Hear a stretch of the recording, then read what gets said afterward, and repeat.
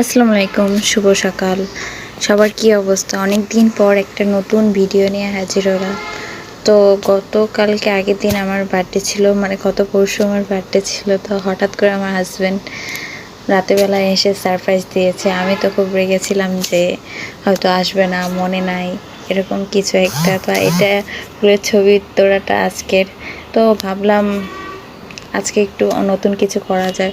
তো ট্রাই করলাম ক্যারামেল চা। অনেক দিন ধরে আমি ফেসবুকে দেখছি যে ক্যারামেল দুধ চা আর কি।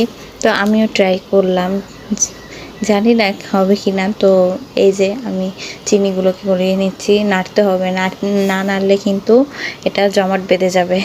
জমাট বেঁধে গেলে কিন্তু তখন সমস্যা ক্যারামেল চা তৈরি করতে। তো আমি দুধ আর একটু পানি দিয়ে দিলাম। তো ফোটার আগে আমি একটু চা পাতি দিয়ে ভালো করে ফুটিয়ে নেব।